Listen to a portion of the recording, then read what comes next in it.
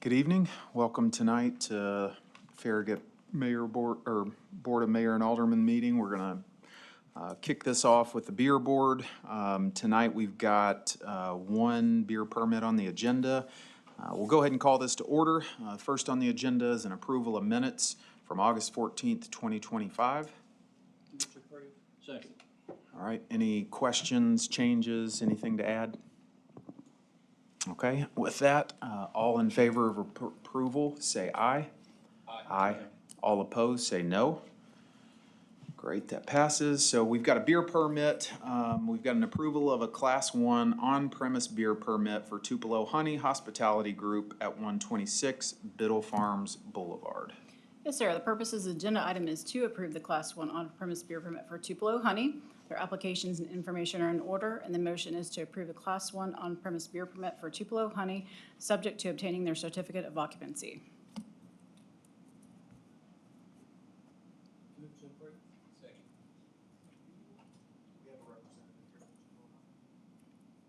Yes.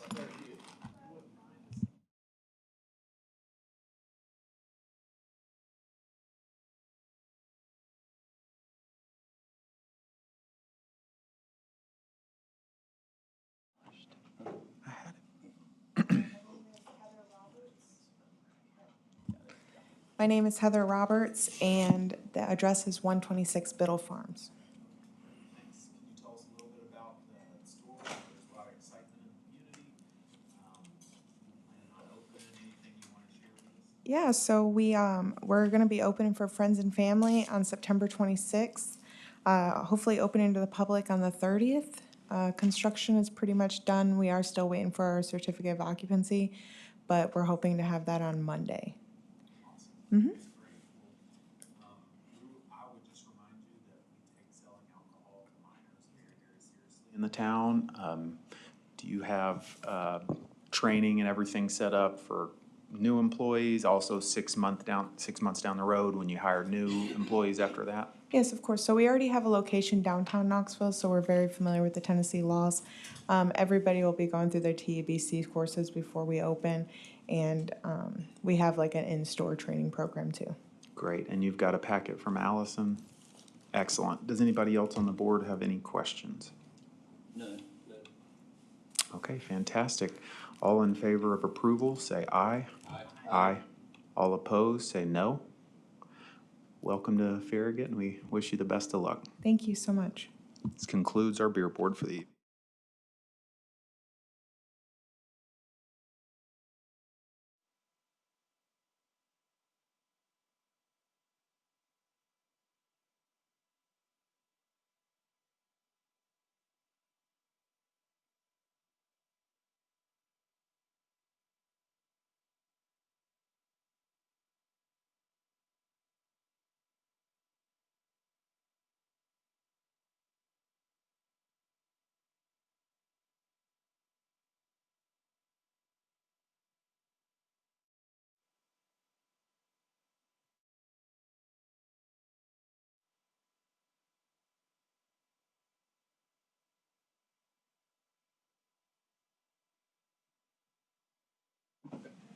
This is yours. Yeah, that one's.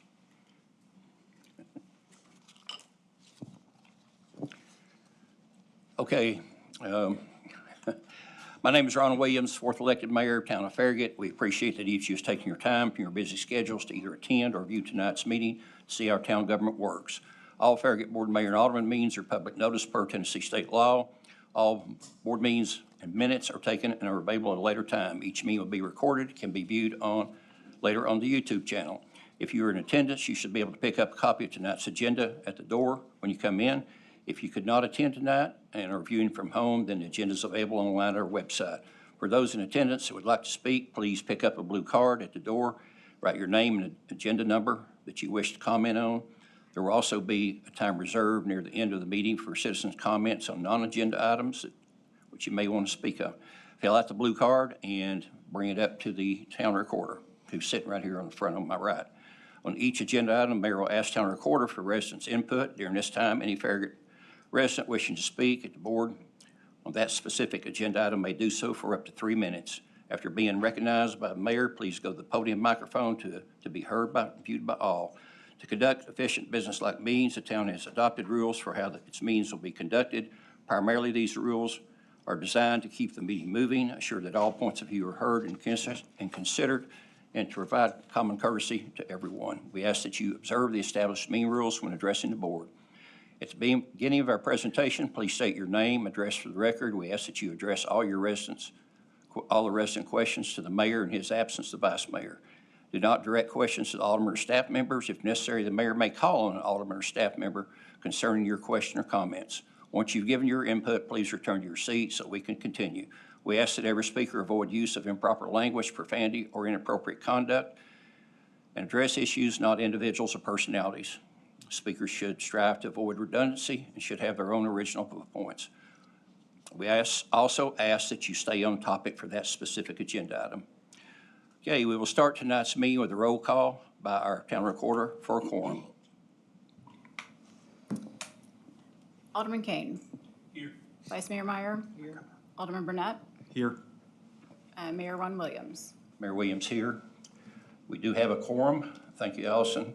Please join me by standing for a moment of silence for our veterans, followed by the Pledge of Allegiance to our country's flag, led tonight by Vice Mayor Meyer.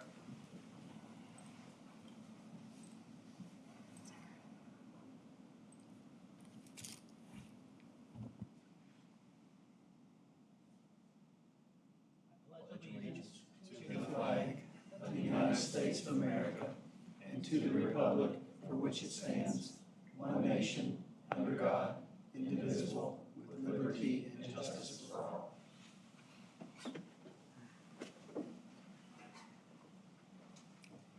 Okay, thank you, Scott. Okay, next will be approval of agenda. I think we have some agenda amendments. We have two items tonight. We're going to postpone item B, which is approval of the contract between the Town of Farragut and the Public Building Authority. And item E, which is a professional services agreement with CEC for the stormwater utility and fee structure. Okay, I will ask for approval of the amended agenda, please. Move to approve. Second. Okay, in favor of approval, please say yes. Yes. Okay, let the record show the agenda has been approved as amended. Approval of minutes, any amendments to our minutes? No, sir. None? If none, I'll ask for a motion to approve. Move to approve. Okay. Second. Okay, if in favor of approval, please say yes. Yes. Any noes? Let the record show the minutes have been approved as posted. Okay, next will be the mayor's report. Before we go into our agenda, full agenda, I want to recognize something that I would have done at the last meeting, but since we did not have a quorum, I was not able to, and that was the passing of Alderman David White. During his abbreviated term as an alderman, I considered Alderman White a mutual friend. He put up a courageous fight to the end with lung cancer that ended his last career as a Farragut alderman. His second calling of the town was being appointed to the Visual Resources Review Board that he embraced with our staff to help craft the most recent sign ordinance amendments. He attended our meetings during his treatments with no complaints. Our sincere condolences go out to Sandy and the family during this time of their loss.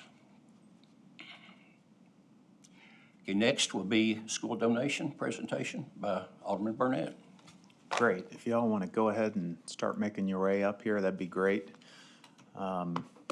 Just for everyone in the audience, you know, we are very, very proud of a lot of things in our town, and there are things that people all over want to move here for. Our parks, our greenways, our connectivity.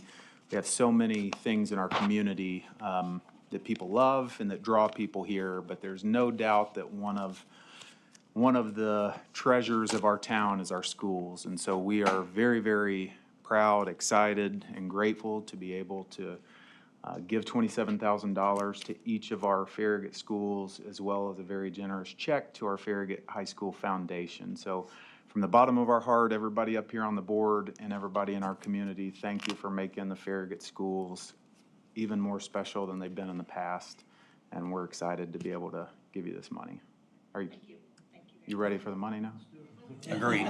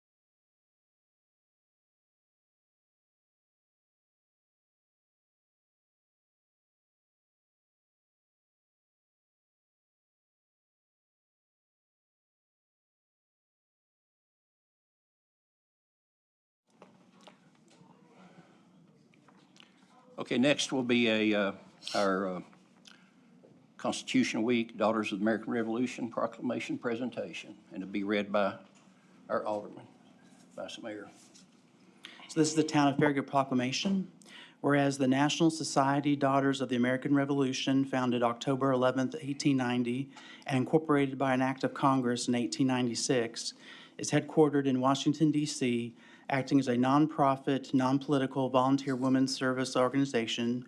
And whereas the DAR motto is God, Home, and Country, and members are dedicated to promoting patriotism, preserving Americans' history, and securing America's future through better education for its children.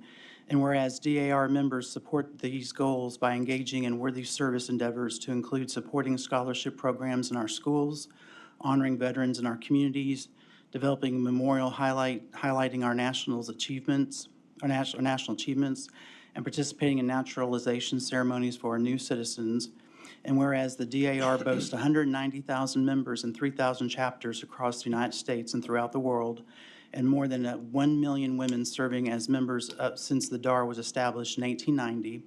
And whereas the Town of Farragut recognizes the Andrew Bogle, Bonnie Kate, Cobbett Station, Emory Road, and Samuel Fraser chapters of this 134th anniversary of the founding of the DAR, now therefore the Board of Mayor and Aldermen of the Town of Farragut, Tennessee, do here proclaim October 11th, 2025 as the Daughters of the American Revolution Day, and urge all citizens to join us in this observation.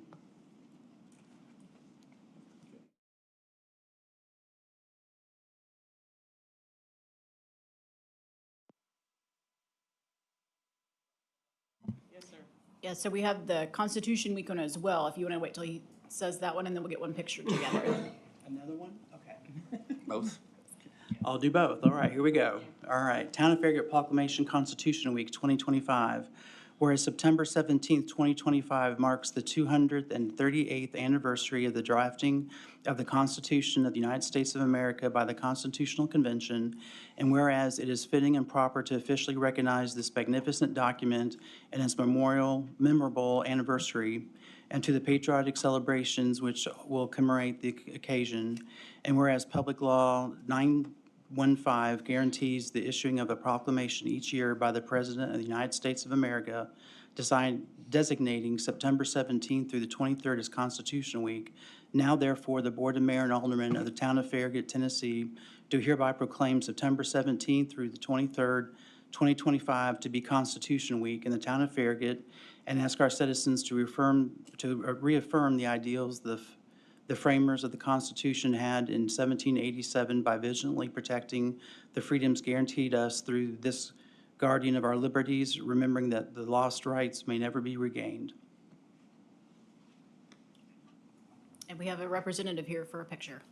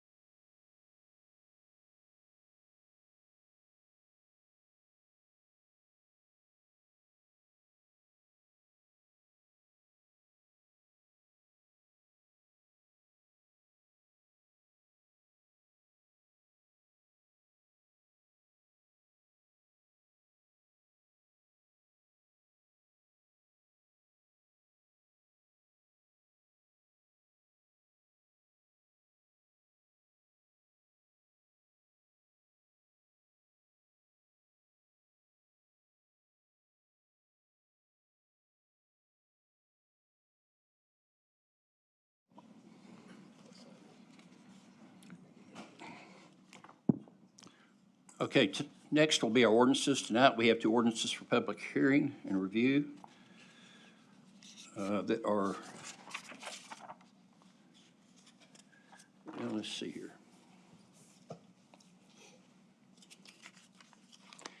And they are on first reading. It would be approval of ordinance 25-14 on the first reading. Ordinance to amend fiscal year 2025, 2026 general fund and capital investment fund budgets passed by ordinance 2510. Yes, sir. The purpose is to approve the ordinance 2514 on first reading, which authorizes the budget amendment to the general fund and capital investment program. The general fund budget will be amended by increasing expenditures from $12.1 million to $12.2 million, an increase of $90,000. The increase of $90,000 will be added to the administration department for the personnel budget. Additional $90,000 is needed for the recorder position in the administration department personnel budget. The requested budget amendment will be funded through the general fund balance. The capital investment program budget will be amended by increasing the expenditures from $17.4 million to $17.5, an increase of $120,000 for the Union Road Stream Mitigation Project.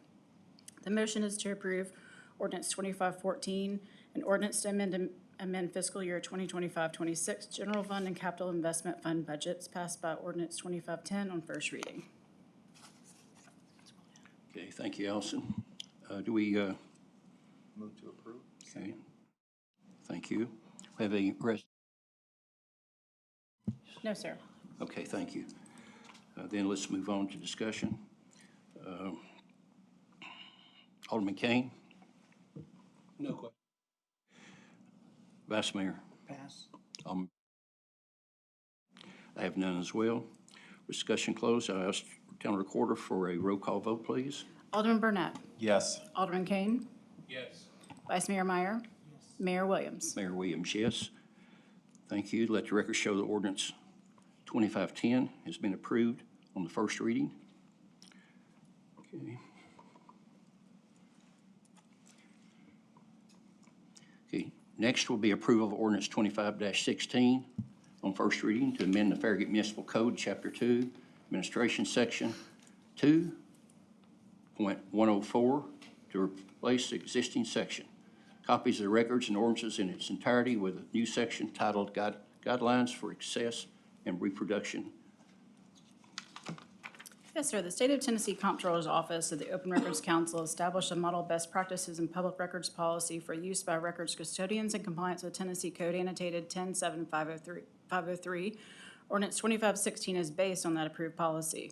The revised public records ordinance balances the governmental entity's need to function efficiently, protect confidential information, and maintain the integrity of records with the public's right to access records pursuant to the Tennessee Public Records Act. Any practices and procedures, including charging fees, should not be used to hinder the exercise of rights granted to the citizens under the TRPA. Motion is to approve the ordinance 2516 on first reading to amend the Farragut Municipal Code, Chapter 2, Administration, Section 2.104 to replace the existing section, copies and records of ordinances in the entirety with a new section titled Guidelines for Access to and Reproduction of Public Records and a schedule of charges for reproduction of public records. Okay. Thank you, Allison. Move to approve. Okay, got a motion? Second. Okay, and a second. Do we have anyone signed up to speak? Yes, sir. I have one speaker, Kim Parks. Okay, thank you. Miss, would you like to step up to the microphone, please?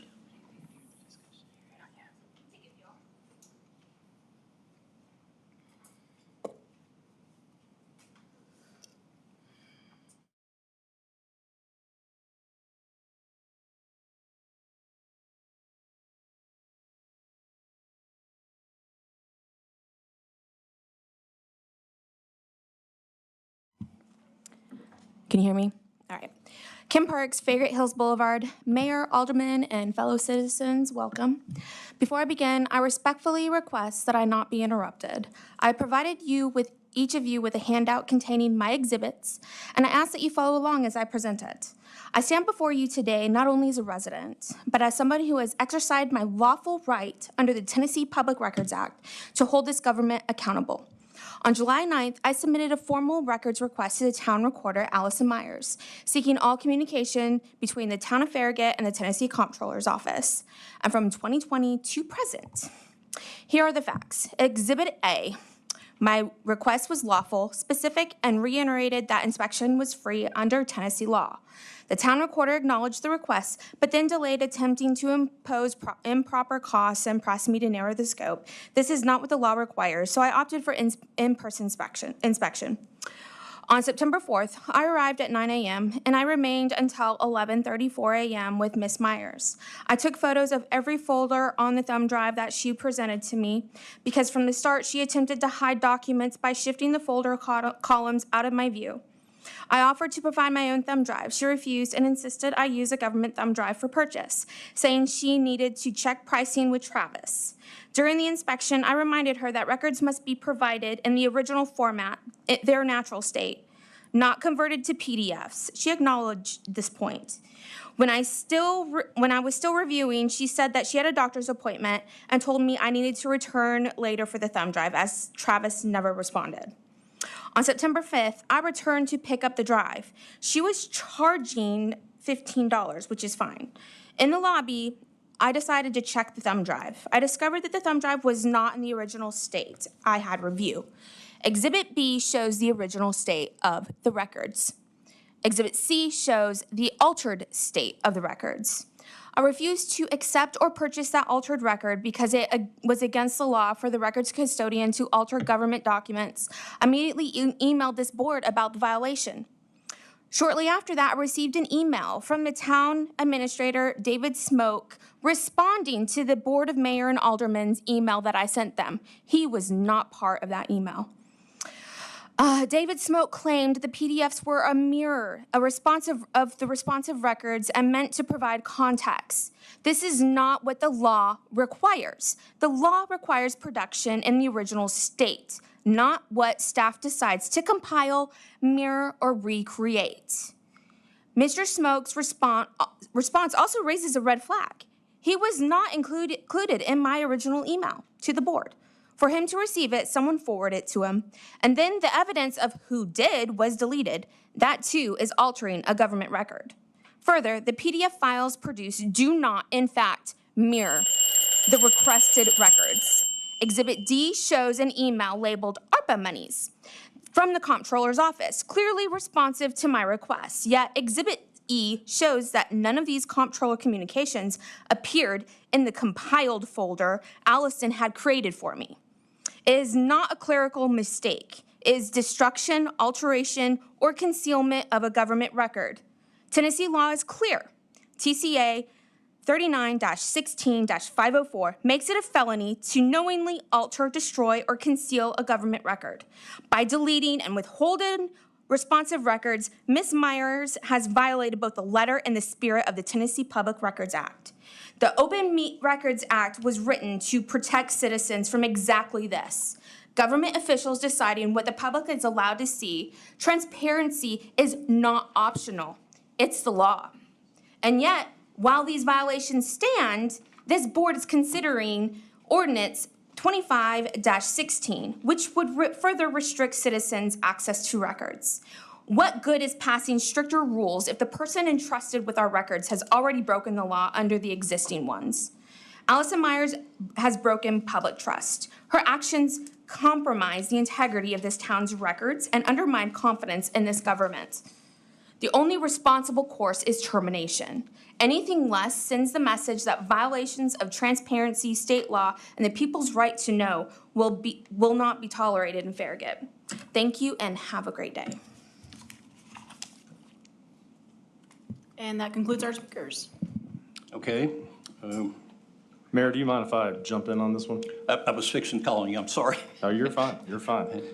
I think it's important anytime that there is a question of transparency that we always want to make sure we do the right thing. And one of the things that I asked Tom Hale to do was contact the Office of Open Records Counsel. That's the office that belongs to the comptrollers, and they're part of the comptroller's office to determine whether Ms. Parks's claims that she made were accurate, or if there was something that we may have done that was not right.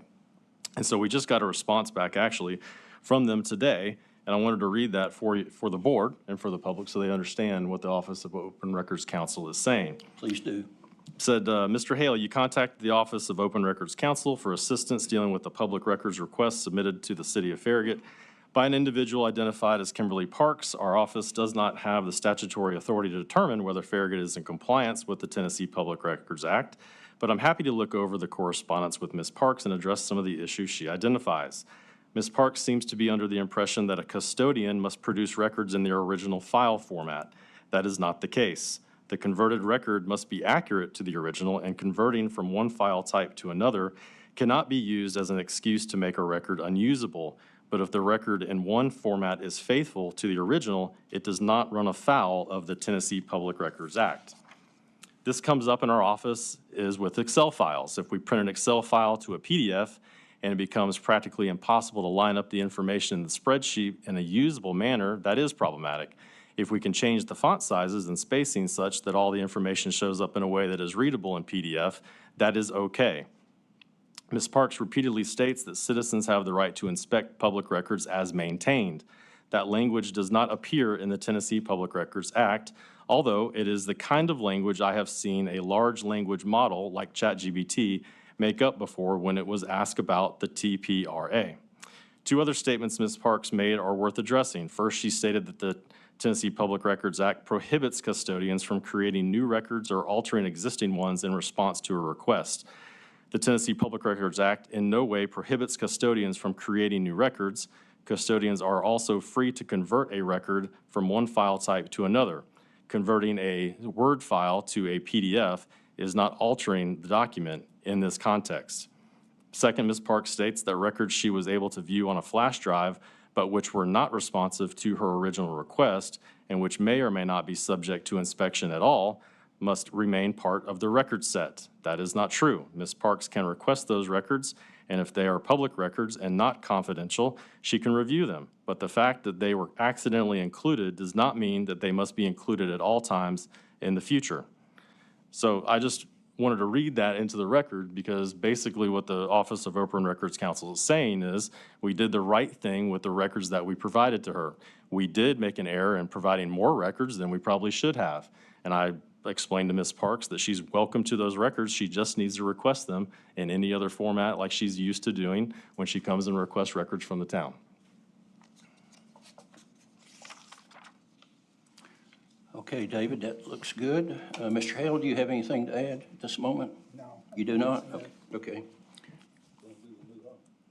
Let's see.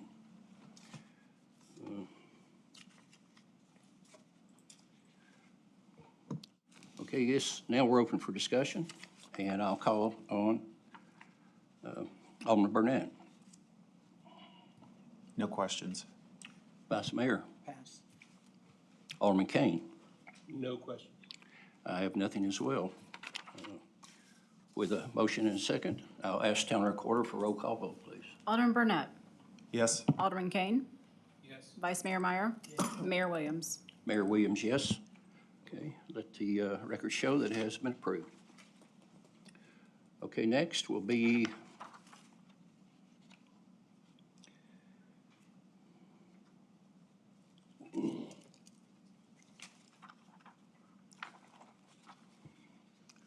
approval of ordinance 25-17 on the first reading to amend Farragut Municipal Code Chapter Administration Division.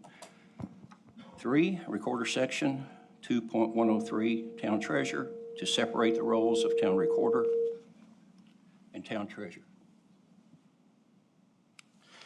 Thank you, Mayor. This agenda item is to separate the roles of the town treasurer, town recorder. We just did a budget amendment earlier in separating those two positions. When we had MTAS, which is the Municipal Technical Advisory Service, one of their review assessments was that basically the job has gotten really too big for one person. And so what they wanted to do, and they recommended, and I agree, is to separate the roles of finance director and town recorder. So this ordinance is the first step in separating those two roles. Some of the changes would be is that the finance director and treasurer would now be explicitly include, their responsibilities would include budget preparation, debt and investment management, payroll oversight, purchasing and compliance with GAAP and GASB standards. The treasurer would be appointed by a majority vote of the Board of Mayor and Aldermen with day-to-day supervision by the town administrator. While historically the town recorder served as treasurer, the new language allows the treasurer to be appointed separately. So our proposed motion is to approve ordinance 25-17 on first reading to amend the Farragut Municipal Code, Chapter 2, Administration, Division 3, Recorder, Section 2.103, Town Treasurer, to separate the roles of the town recorder and town treasurer.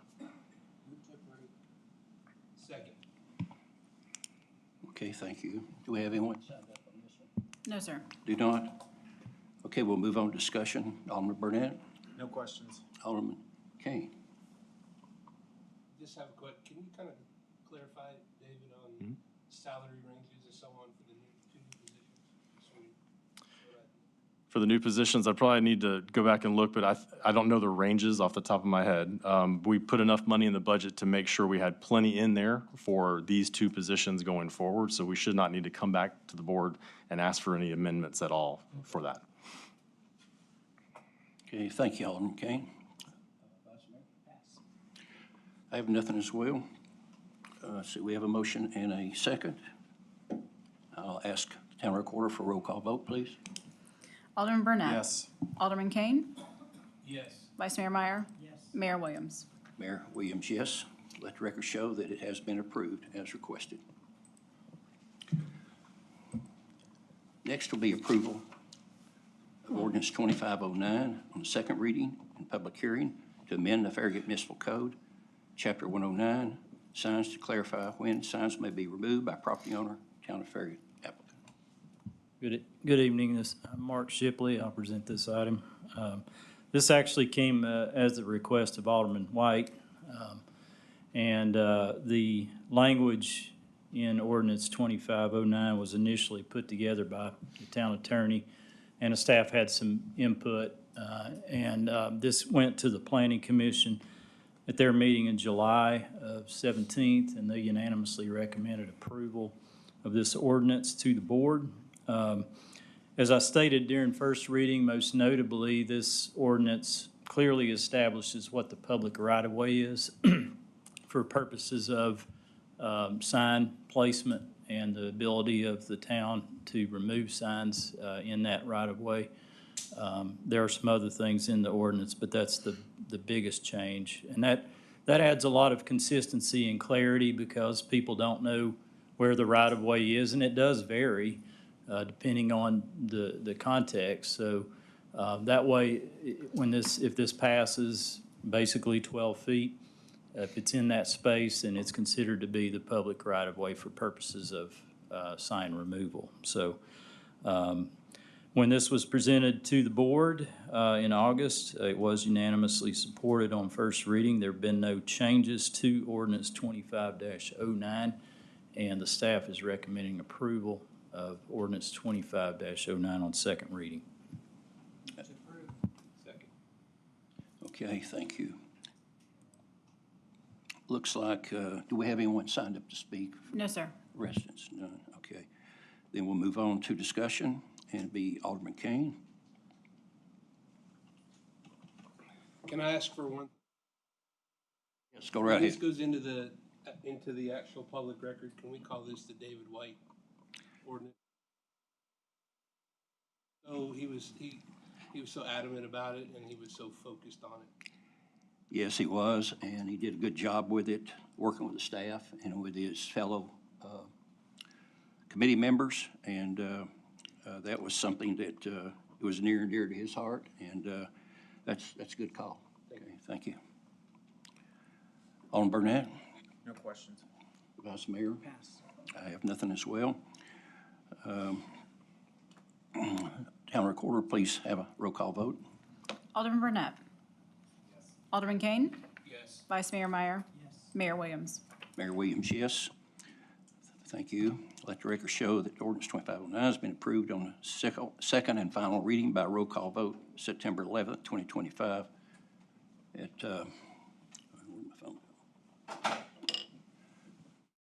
6:34 p.m.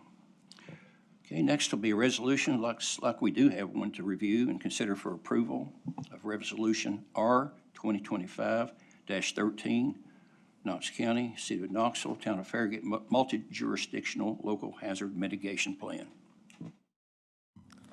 Hi, I'm Bart Hose. I'm the Assistant Community Development Director, and I'm here for the approval of Resolution R-2025-13, and this local hazard mitigation plan that was updated this past year in May 2025. This is a required update of the 2018 plan that is required in accordance with the Federal Disaster Mitigation Act of 2000. The update process started back in September of 2023, so it's been going on for some time, and it was done with the assistance of a consulting firm, and that firm's name was WSP Inc. The plan provides some valuable information regarding natural hazards, and the effects those hazards can have on the community, the vulnerability, to those various hazards are ranked. And then the plan puts together some mitigation strategies, projects, and programs, that the planning committee that worked on the plan put together to help address and meet the local government's various mitigation goals. The plan has been approved by FEMA for local adoption, and that's part of this process. The plan update is put together. It goes on to both the Tennessee Emergency Management Agency and the Federal Emergency Management Agency. FEMA then approves it for local adoption. And what that means is, the plan meets all their requirements. It's now up to the local governments to adopt the plan to become eligible for grants.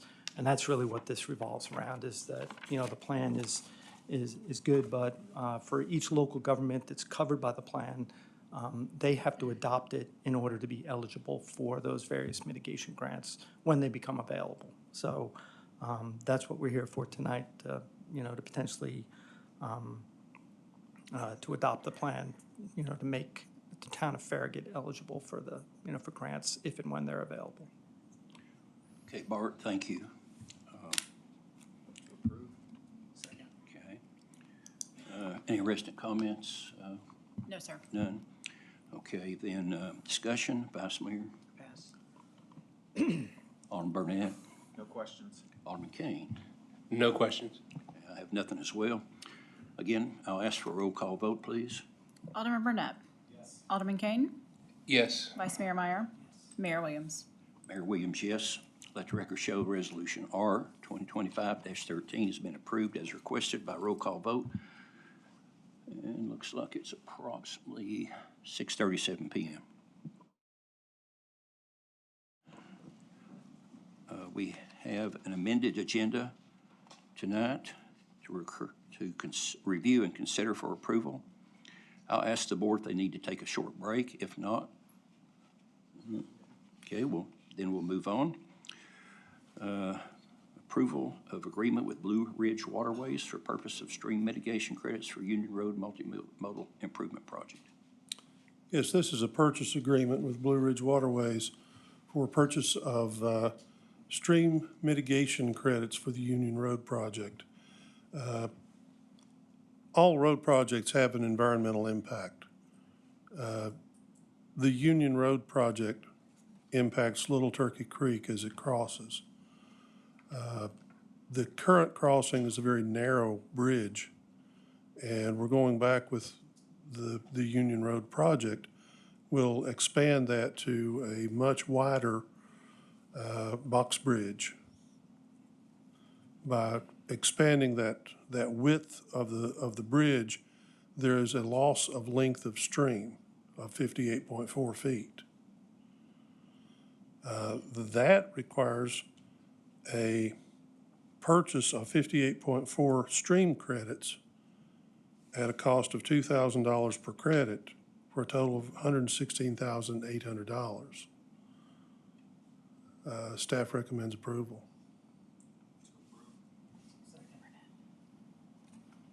Okay. Do we have any resident comments, son? No, sir. None, okay. Then I'll start off with this one. Will this take care of the flooding on Union Road? This should take care of flooding on Union Road. I think the grade has been brought up. It's a much wider opening than the existing bridge. Okay. Then I'll move on to somebody that uses that quite often, and that will be the Vice Mayor.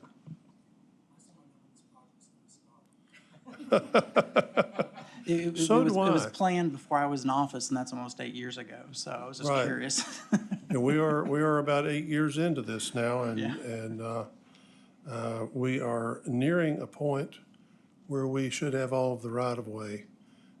Permitting is continuing, but it's moving along. Hoping to have it started early next year. I know that's also what I said about a year ago. I think I've heard that before, Darrell, but I that's know. okay. I know. I appreciate your patience. Thank you.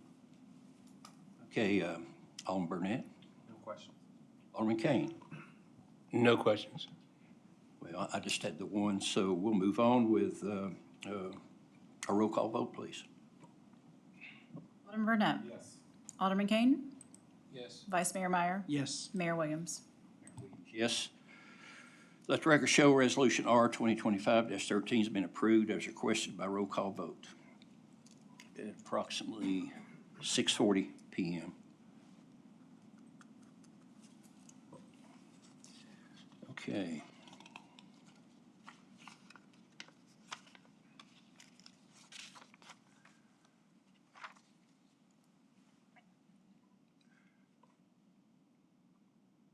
Okay, next will be approval of professional services agreement with Cannon & Cannon, Inc. for design of Boring Road crosswalk and Boring Road Smith Road intersection improvements, including an all-way stop and school zone.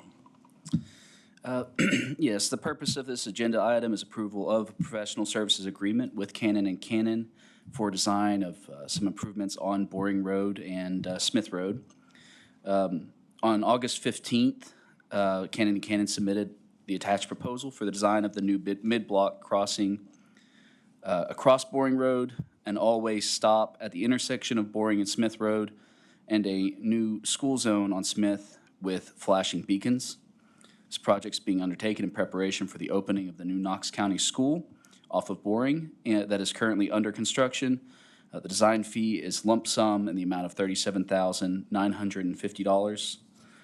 Proposed motion is approve professional services agreement with Cannon & Cannon in the amount of $37,950 for the design of Boring Road mid-block pedestrian crossing and Boring Road Smith Road intersection improvements.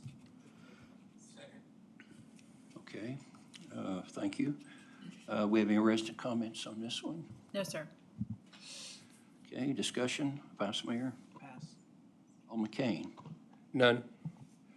Alderman Burnett? No questions. No questions as well. I'm glad to see this where it's at. It's going to be really a needed item. So we'll move on with, I'll ask if in favor, vote. Yes. Yes. Any noes? Okay, let the record show that the agreement has been approved as requested. Next will be approval of bid award contract 2026-10 synthetic ice rink rental services with Global Synthetic Ice, which is GSI. Evening, Mayor and Board. I'm Ron Ostrike, Parks and Recreation Director, and I'm wearing my tourism hat this evening. As you all know, we received positive feedback regarding our holiday ice rink last year. The tourism team is once again recommending the board approve a contract for the synthetic ice rink and related services. The team decided to offer a 2-year contract and received 3 bids. Global Synthetic Ice was the low bid at $106,998. Year 1 is $53,999 and year 2, $52,999. The next low bid was Rinks R Us at $109,998. Global Synthetic will provide a 40 by 50 synthetic ice rink with boards, lighting, rental skates, and an operations staff member for the time period of November 22nd, 2025 to January 4th, 2026. Operational hours for the rink will be Tuesday through Thursday, 4 p.m. to 8 p.m., Friday through Sunday, 1 p.m. to 8 p.m. That 8 p.m. goes till 9 p.m. Staff recommends approval of the bid and award of a 2-year contract number 2026-10 with Global Synthetic Ice for synthetic ice rink rental and services in the amount of $53,999 for fiscal year 26 and $52,999 for fiscal year 27, totaling $106,998. Move to approve. Okay, any residents signed up for this one? None. Okay, discussion, Alderman Kane. Ron, is this going to be the same size as last year, or are we expanding? It's expanding. It's 10 feet wider. Last year was 50 by 30. Okay, Vice Mayor? Alderman Burnett? I'm super excited about this, obviously. But, so bigger rink, we're also gonna do, and we're gonna have the music out there, and we're also extending the lights over. Correct. The canopy of lights that stops at the end of the green are gonna extend over the top of the ice rink. That's already been planned. No other questions? You covered my question there. Okay, good. This is great. With discussion closed, I'll ask if in favor, vote by saying yes. Yes. Yes. Let the record show contract 2026-10 has been approved as requested. Okay, next will be item F on the agenda, which is approval, purchase, and installation of heating, ventilation, air conditioning, HVAC units for Town Hall through state contract number 47454. Good evening, Mayor, Aldermen, staff, and guests. My name is Will Wiley, Director of Public Works, here to speak on item 6F for the board's consideration. The purpose of this agenda is to approve the purchase and installation of 4 HVAC units for Town Hall through state contract 47454. Staff utilized the state contract cooperative purchasing program to obtain pricing for 4 HVAC units at Town Hall. The existing equipment has exceeded its useful life, frequently malfunctions, and currently 2 units are out of service. The replacement units will be more energy efficient and covered under the town's existing HVAC maintenance contract. Funding for this purchase was included in the current fiscal year's capital investment program with a budget of $65,000. The state contract provides an approved procurement method that leverages pre-qualified, competitively bid pricing. On August 28, 2025, the Public Works Department received quotes from Archer Air Conditioning Service Company, Inc. for 2 10-ton condenser units, 1 18,000 BTU mini split unit, and 1 5-ton split unit totaling $41,988. Staff recommends approval, and I'm available for any questions. Okay, anyone signed up to speak on this? No, sir. None, okay. Okay, I will start with discussion with Alderman Burnett, No questions. Alderman Kane, No questions. Vice Mayor. Pass. I have nothing as well. If in favor, vote by saying yes. Yes. Okay. Let show that contract 47454 has been approved as requested.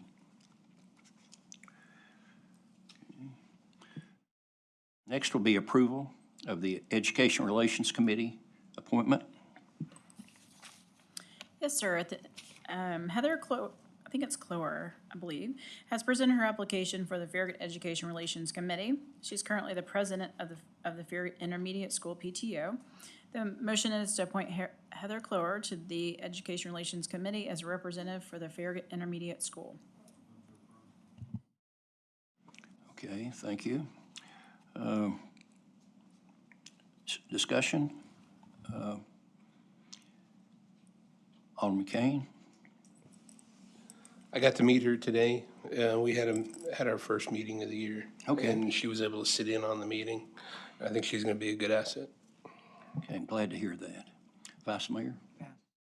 Alderman Burnett? No questions. I have nothing as well. I'm glad to hear that she did go ahead and attend this meeting.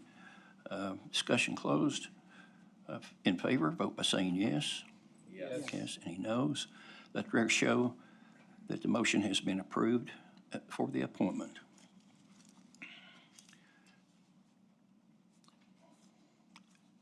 Next will be a discussion on the approval of the alderman appointment process. Mayor, thank you. I'll just jump in and kind of walk the board through it. I know it's something that you don't have to do very often, but with the passing of Alderman White on August 21st, there remains a vacancy on the Board of Mayor and Aldermen. Staff has reached out to the public by publishing in the Farragut Press and also on our website for individuals that are interested and that qualify to serve in that capacity to turn in their applications so that the board can review those. Those deadlines were yesterday, and so we do have a handful of those for you to start reviewing over the next couple of weeks. When we look at the appointment process or what needs to happen, we looked at the town charter for the appointment of the vacancy in the office of alderman, and that is provided for in section 63107B 1 and 2. And so in section B, it talks about by affirmative vote of a majority of the remaining members, the board shall fill a vacancy in the office of alderman for the unexpired term. Alderman White's term expired in August, will expire in August of next year. Second part of that section says that all such elections by the board shall be made by voice vote on the calling of the roll, and if a tie vote occurs in filling a vacancy on the board, the presiding officer shall vote a second time to break the tie. Really, the appointment process is really determined by the Board of Mayor and Aldermen. The staff's looked at Robert's Rules of Order. We've consulted with several cities that have had to go through this process over the last few years in various capacities. Frankly, they're really all over the place. Most of them are a nomination type of process that they go through. But the key provisions that our Board of Mayor and Aldermen just need to make sure that we abide by are what the charter requires, which is taking a roll call vote, voice vote by the board, and in the event of the tie, the mayor shall vote a second time to break the tie. We actually came up with a couple of different options for the board's consideration. Tom and I, Tom Hale, our attorney, talked a lot about this over the last week or so. We've had a nomination process and another process to talk to you about, and I'm gonna let Tom walk you through those, what that would look like. And then really it's up for the board's consideration and discussion about how you want to move forward. I think the most important part of this whole process is just to make sure that you as the board understand and agree on that process moving forward to next week, that the public understands it and that the applicants understand it as well, that you'll be talking about and discussing at the September 25th meeting, which is when this is scheduled to be on the agenda for the board's consideration. Yeah, sure. Mr. Hale? Thank you. As David points out, there's really not a whole lot of law about this that requires any particular way of doing it. So there's really only a couple of rules we have to worry about, but there is a little bit more to it than that, because you have to figure out a nomination process, and you have to talk about how you're going to consider the people that are nominated. So we came up with two different ways to approach this, for you to consider and choose which one you think is the best one. But option one, we would start out the meeting where this decision is going to be made by allowing each applicant to have 3 minutes to speak in alphabetical order by last name, so they could express their interest in why they're interested in being considered for the position. The next step would be the mayor would open the floor for nominations by the Board of Mayor and Aldermen. Each elected official would be able to nominate one person or concur with a nomination that has already been made. Once the nominations are complete, the first nominee would be voted on by the Board of Mayor and Aldermen. If the vote on the first nominee is a tie, as required by the charter, the mayor then casts a second vote to break the tie, either for or against the nominee. If the nominee does not receive a majority of votes, the second nominee will be voted on in the same way as the first, and you would go through the process the same way for all of the nominees until someone had a majority of the members of the board, which is the other rule we have to follow. The voting would continue until one of the applicants receives a majority vote, which would be 3 votes. The successful applicant would be appointed as South Ward Alderman until the next municipal election in August of next year, 2026. The second option is not, we were trying to come up with some variation, but it's a little hard to figure out how to come up with a variation when you've got fundamentally two rules you've got to stick to. But in this option, the applicants, again, would have 3 minutes to speak in alphabetical order by last name. The process would then be that each Board of Mayor and Alderman member may nominate an applicant. Applicants not nominated would then be eliminated from further consideration if they were not nominated by one of the board members. The first round, each nominee shall be voted on by the Board of Mayor and Aldermen. If the vote on a nominee is a tie, then according to the charter, the mayor casts a second vote to break the tie, either for or against the nominee. The second and subsequent rounds of voting will continue until one applicant receives a majority vote, 3 votes. The successful applicant would be appointed to the South Ward Alderman until the next municipal election in August of 2026. I think the fundamental difference between the two options is that in the second option, it's contemplated that there would be a vote on every applicant that was nominated. In the first option, the first nominee to get a majority of the vote would be appointed, and there would be no further votes on any of the other nominees. And that's really, I guess the proposed motion is to approve an appointment process consistent with the town's charter that would be utilized at the September 25, 2025 Board of Mayor and Alderman meeting to fill the vacant South Ward Alderman position. Okay, sir. Do we have any residents? We do have one speaker tonight. It's Kim Parks. Okay. Ms. Parks?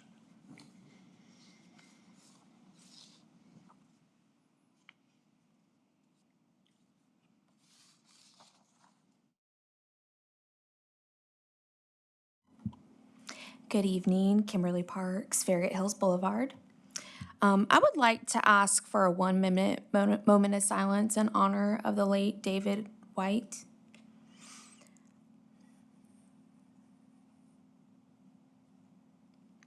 I didn't mean for you to pause it.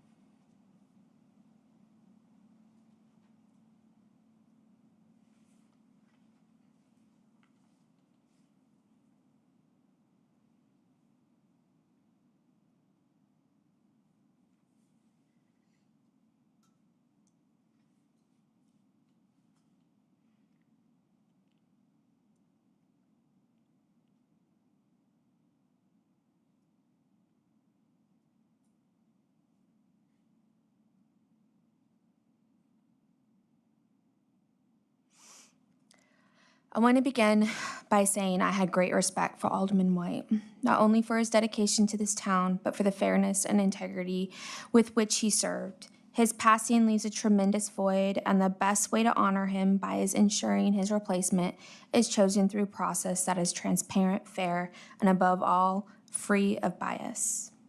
Now, the town charter gives the board the responsibility to appoint a new alderman. It also gives the mayor the authority to break a tie. But let's be honest. When the mayor already has influence over the process, then gets to decide the outcome in a tie, the perception is clear. The mayor can handpick a replacement. That is not what democracy looks like. That is not what Alderman White stood for. Both options may satisfy the charter, but both also place the mayor in a position to potentially control the outcome. And we all know there is already speculation that the mayor has a preferred candidate in mind. Whether it's true or not, the perception alone undermines public trust. The board has the ability and the duty to rise above the bare minimum and strengthen this process with simple safeguards. The alderman's seat does not belong to the mayor. It does not even belong to this board, but it belongs to the people of Farragut.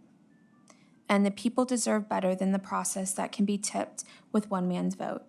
In closing, I urge you, do not let this be seen as a backroom deal. Do not allow the perception or the reality of bias to taint this process.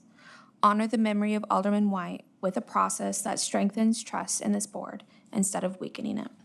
Thank you. Okay, anyone else? No, sir. Okay, Could I make a comment, please? please do. When the town of Farragut was formed, it adopted and it was voted on that it would follow the charter set forth in Tennessee Code Annotated. And the charter that we adopted, that we agreed to follow, is the one that Mr. Smoke read that requires, in the event of a tie vote, the mayor to get the second vote to break the tie. Unless we change the charter, which I don't think we can do because we've adopted the statutory charter adopted by the Tennessee legislature. There's three different charters you can use in the statute. You can use the mayor aldermanic, which is what we have, or you can use what Nashville has, or you can use, there's another one in there, I can't remember the name of it. You could have adopted any of them. We adopted the one. We're going to follow that one as long as I'm town attorney. So if somebody thinks we can change the charter and do something different, then I'm happy to discuss it with them, but I don't think we have the right to do that. Okay. Mr. Smoke, do you have anything to add? No, sir. You do not? Then we'll move on to Alderman Kane. Just have a couple questions for Mr. Hale. In option one, the way the discussion goes, I hope that tonight we're going to discuss how the nominee order will be determined for the vote, I guess for option one and two. Have you guys even thought about that yet? And then my other question in regards to both options is, how has this process gone in the past? Was it an option one or option two in the past, or was it something completely different? Okay. David, I think that would be your turn to answer. Yes, sir. Thank you, Mayor. Alderman Kane, yes, option one is that we have done this 2 times, at least since I have been town administrator. And option one was the one that each of those Board of Mayor and Aldermen picked. I think when it comes down to the nominations and how you want to handle the nominations and running through those nominees, really it could be discussion of the board. How do you want to handle that? Do you want to do first nominee up? Do you want to do a different order? Do you want alphabetical order? I mean, there's all sorts of things y'all can come up with if you agree to those things. We just want to make sure we understand what those are heading into the September 25th meeting. I agree. I think that's something we need to have a discussion about. That's what we're here for tonight. Any more? No. Okay. Vice Mayor. If I recall, I think option one is what we did with Drew, right? And that, look what that got us. So, I'm just kidding. I just had to make a joke tonight. I'm just kidding. And it was all for the good. So, I'm comfortable with option one. I think that it moved smoothly last time. And I would like to know if we, besides this process, will we have time to interview the candidates outside of the meeting like we did, I think with Drew, we had like round robin meetings or interviews? Well, I think that's something that's really up to the candidate, and due to the Sunshine Law, I think that's something that if you decide you want to interview each one of them, then I think their contact information is probably in their bio. Okay. And to where you can get a hold of them, because that's kind of what we did before with before my time, which was when Alderman Honkin left, and then we filled that spot, and then this time with whenever Mayor McGill passed away, and then I was elected, and then Drew actually took 2 of my years as his first appointment from what we did in that particular meeting, and we did use option one. So that was what we did on that one. Yeah, I'm fine with keeping it the way that we've done it for a long time. Okay. Anyone else? Okay, if not, then I guess we've, at this point, need to vote on which way we're going to do it. Well, it sounds like I don't want to put words in anyone's mouths, but it sounds like option one is something the board's trending towards. I think the question was the nomination process and how you would go through the nominees. So if you'd like to do the first person to be nominated and we go through that, no matter what, you're going to get through at some point, I would think, no matter which candidate comes up first, second, third, however many, you're going to get to a 3-vote person at some point during that process. And if you don't, we'll go back through the process again until you get to 3 votes. I mean, we can do that alphabetical if you like. I mean, if that's okay with board members. I mean, that would put me last. So be Alderman Burnett would be first, and Alderman Kane, then Vice Mayor.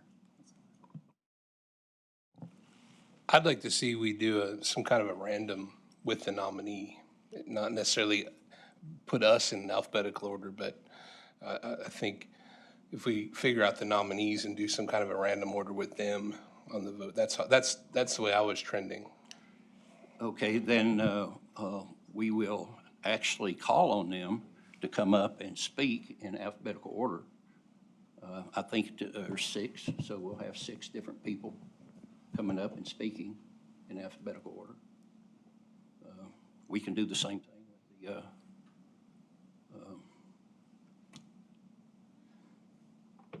So after they come up and speak, would we vote on them at that point?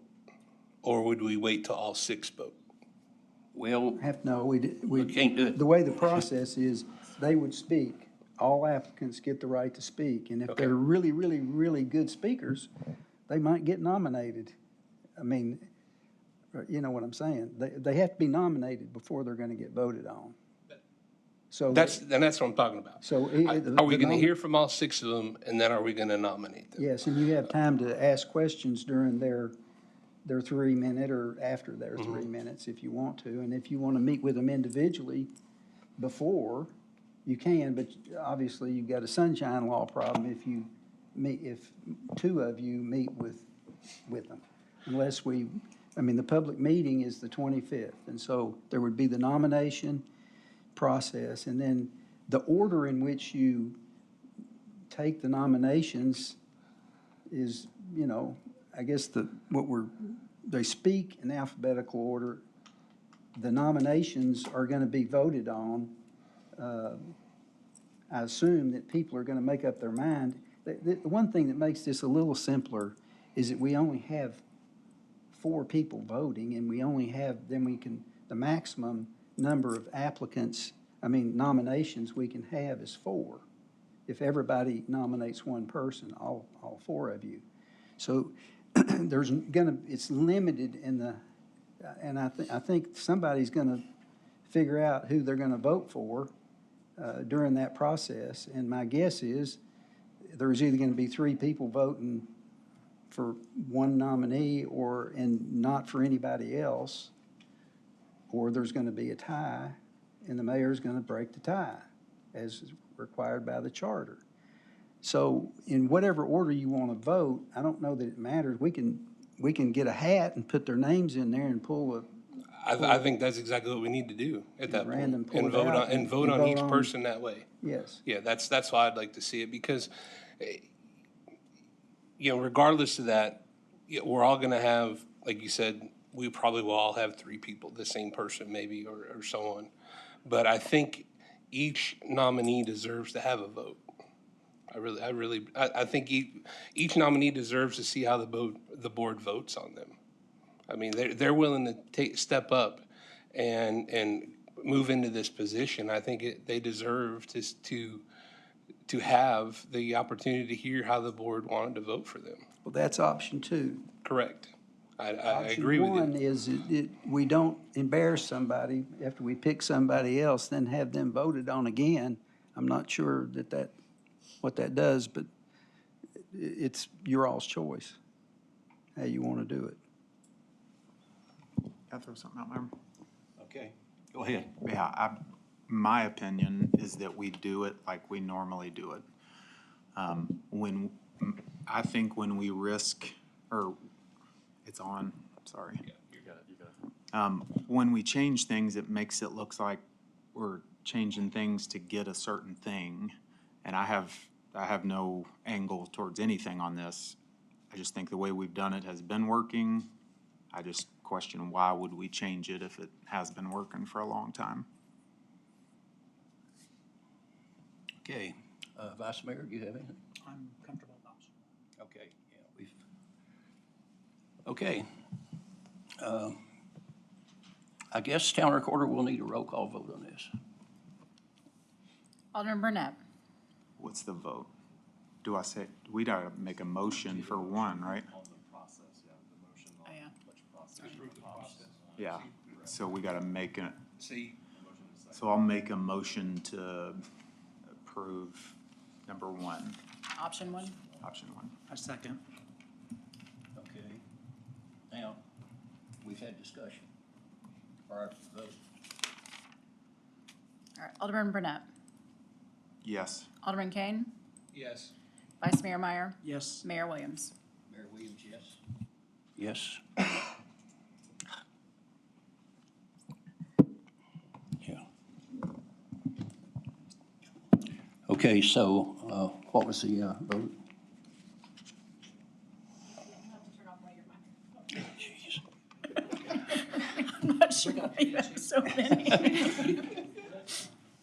Okay, the vote passed 4-0. These things have a mind of their own. This one come on again by itself. That's, okay. What was the vote again? It's unanimous, Okay. 4-0.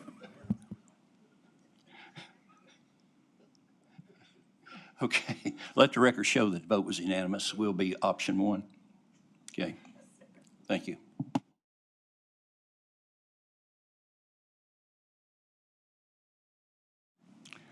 Okay, next will be citizen comments. Do we have anybody signed up for that? We do. Kim Parks. Ms. Parks? Again?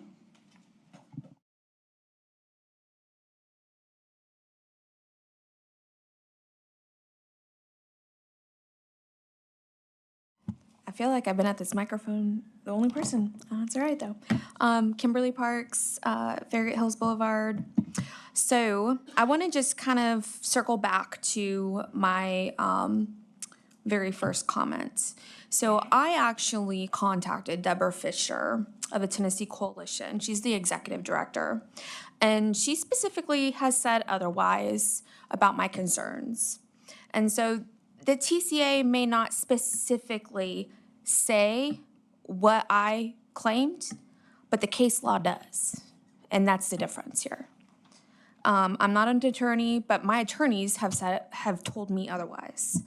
I'm not going to stand up here and argue with you, but my Exhibit D is from William Wood, who is part of the comptroller's office. And it is responsive to my request, because my request was specifically for all communications with the comptroller's office about the ARPA funds. And that email was subject ARPA monies. So that was responsive, and it was required to be in my request. And that was in the deleted folder that was not included in the compiled folder that she created for me. So she's withholding documents that were responsive, regardless of what you say, saying that they were mirrored, and they weren't. They were there. I'm sure there's other items. I've only recently, this morning, popped it open. Within 5 minutes, I found that one. So I'm sure there are others that she didn't include either that were responsive. So it's not just, it's a lot bigger than just that one thing. And this is not the first time. Me and her have had these discussions in the past about the records that I want, which is email format and not reprinted into a PDF document where I can't click on the attachments. That's why I was specific about it. But anyway, I wanted to clear that up because I have gone to outside of just myself and my attorneys. I went to the state and I asked for their advice on what to do. And so that's why I'm here today. Thank you. We're going to give you their written response after they reviewed your emails to us. And you can have it. Do you have a written response from them that tells you what you just told us? So about an hour before this meeting is when I spoke with Deborah Fisher on the phone. And I told her about the email that was withheld, that originally was withheld and was in a deleted folder. And that is what she's talking about. That specific email that was withheld, that was a violation of the very oath that she is sworn to protect. You need to send us a copy of what you say was withheld. Okay. And we'll compare it I against just gave what you was- copies of it. This email right here? No, go to Exhibit D. It was withheld. And I only got it because I threw a fit. What do you mean you threw a fit? You're CC'd on all the emails. I emailed all of you guys about all of this.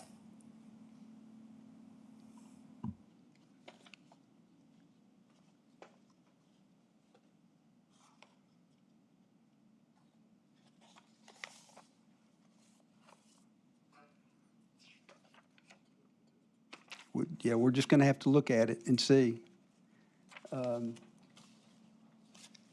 What, do you think you have all the information that you wanted? Or you, well, I heard you say up here, you're sure there are others. You're sure there are others. You know there are.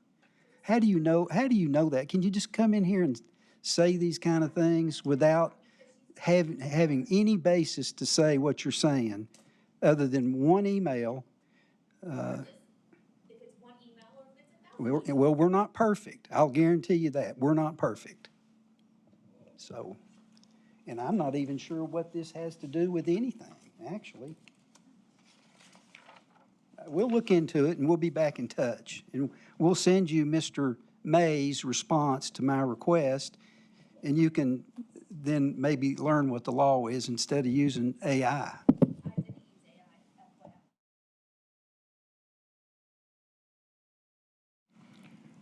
Okay, let's move on to Town Administrator's report. Thank you, Mayor. I've got several things actually to talk to you about tonight, and appreciate a couple minutes of time. One is our Intro to Farragut class is here. I see many of the members of this year's class going through and coming to their meeting. And I'm sure they're learning a lot about how town and government operates and functions, so I appreciate y'all being here this evening. A lot of events coming up here over the next couple of weeks. This Sunday, September the 14th, we have at the Farragut Community Center from 1:30 to 3:30 Art Fest. So Art Fest is a big event out there. Hopefully everybody can make it. If you're interested in camping out with your kids, then Family Camp Out is going to be Friday, September 19th and 20th at McPhee Park. It's $30 a family. Dinner and breakfast is provided for, so hopefully you'll go to the Parks and Rec website out there, check that out and sign up. We can get a lot of people out there. It's actually a very popular event, and hopefully this year there's not a police helicopter flying over all night long, keeping everybody awake. So that would be great. Next week also, we have History Tour at the museum. That's going to be on Tuesday, September the 16th from 11 to 12 at Town Hall. We've got Wanda Sobieski. She will be speaking on Tennessee's role in securing the women's right to vote many years ago. And one other thing I wanted to talk about tonight, Mayor and Board, is that this is our last meeting that we're going to have with our town recorder, Allison Myers. Allison is going to be leaving us after 24 years of service with the town of Farragut. Started looking at things that would have been happening at Allison's when she started here back in 2001. Our population then was around 17,700. Now we're up to 26,000 people. Our budget in 2001 was $4.7 million in revenue with $2.2 million in local option sales tax with a fund balance less than $1 million. We had 36 employees back then, full-time equivalents. Today, we have a $17.8 million budget with $10.7 million in revenue and a fund balance of $21 million. So Allison has had a lot to do with having those numbers and the fiscal responsibility that she has provided to our town. Allison and her staff actually recently just got the Certificate of Achievement in Financial Reporting from the Government Finance Officers Association for the 33rd year at the town of Farragut. That's something that only a handful of cities get in the state of Tennessee each and every year. There's 345 cities across this state. Also, the GFOA Budget Award is something that Allison has been doing a remarkable job of, has received for the FY25 budget, the 11th consecutive year we received the award for the Budget Award from GFOA. So we appreciate your leadership in all those years. She was also nominated and named the Tennessee Association of Municipal Clerks Clerk of the Year back in 2019. So she has had a lot of accomplishments throughout her career here at the town of Farragut. Allison, we're going to miss you, but we wish you well in all your future endeavors and everything you want to do in the future. So congratulations.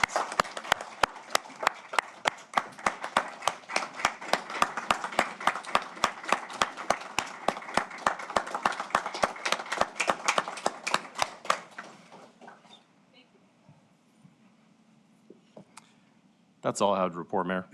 Okay. Mr. Hale, do you have anything else to add tonight?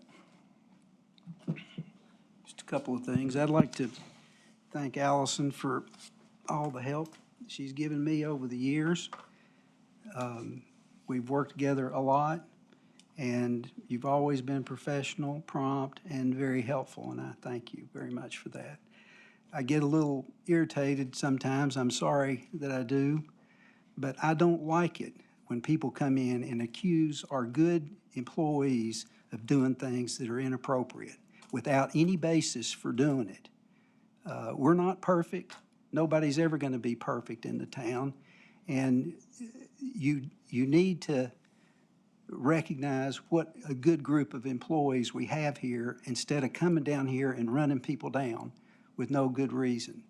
And I think as the town attorney, part of my job is to try to protect some of our employees who are inappropriately accused of things, and that's why I get a little irritated about it. And it's getting to be more and more.